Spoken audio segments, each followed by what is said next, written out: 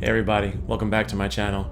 Today we're going to talk about the 5 reasons you should buy the Sony A95k. Now, I put out a video about almost 2 months ago now, about a month and a half, where I labeled the 5 reasons you should not buy the Sony A95k.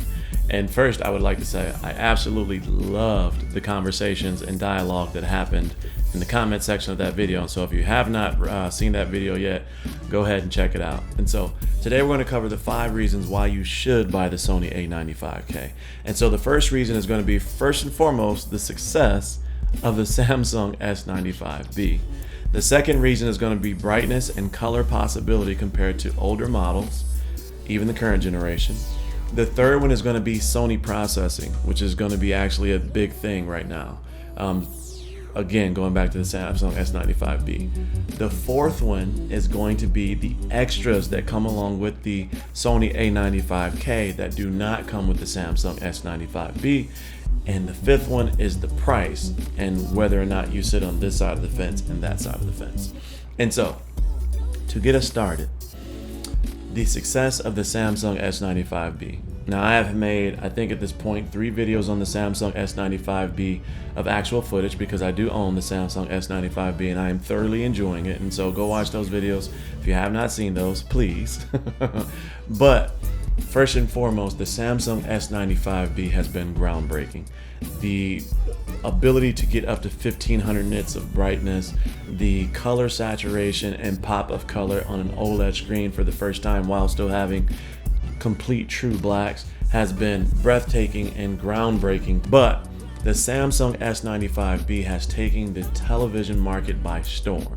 It is the hottest topic that we have seen in years when it comes to a television. So much, in fact, that the G2, the C2, the 42-inch C2, all from LG, those have been an afterthought compared to the conversations that have been happening with the Samsung S95B.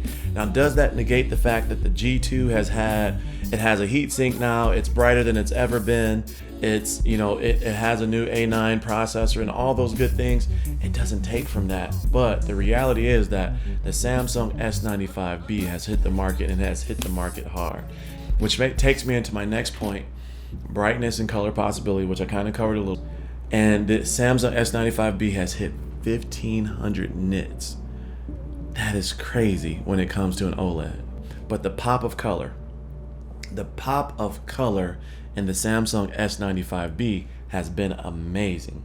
And so that QD, or that quantum dot display, that layer that gives that ability to have more saturated colors on the Samsung S95B than your standard LG display panel, it is noticeable. And so I did a video last a week and a half ago where it was I didn't just title it that. I got copyrighted because every scene was a real movie that is currently out, and so I cannot monetize that video.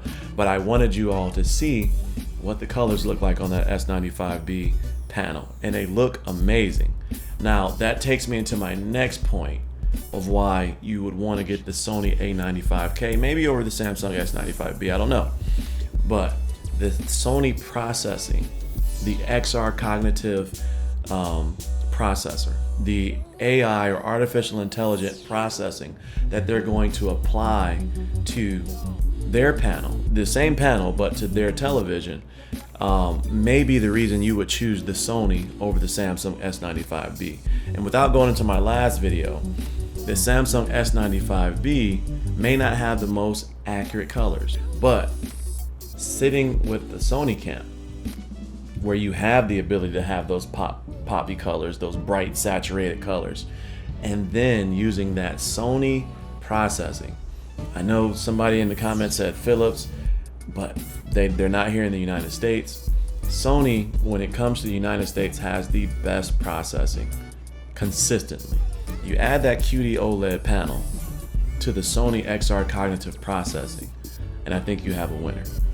I think you have a winner there.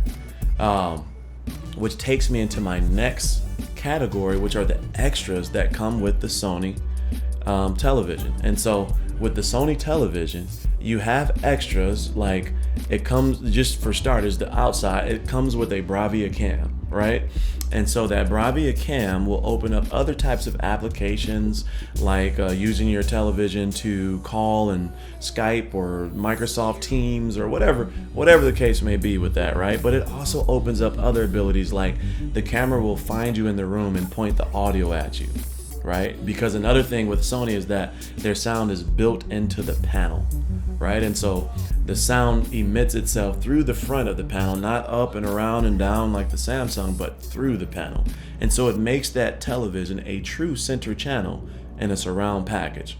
It does not have Dolby Atmos in it like the Samsung, but it does have that 3D sound, that object tracking sound in the panel. You have a big one for me. So a real user of the Samsung S95B, I miss Dolby.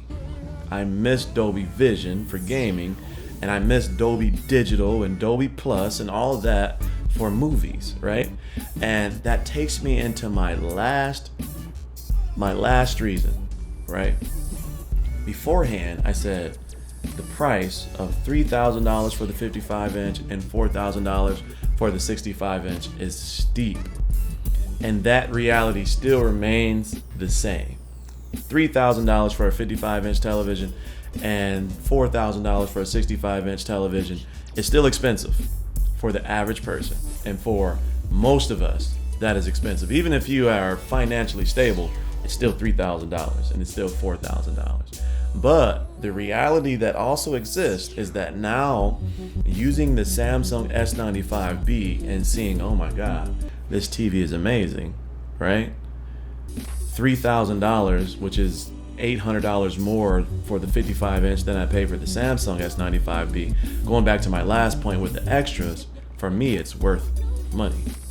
But in comparison to the value of the S95B, which has hit the scene and just, right? $800 more, it's worth the price. Both realities exist. And so I am excited about the Sony A95k. I cannot wait to see how they process, how they process scenes and color, motion, and different things like that using the XR cognitive processor.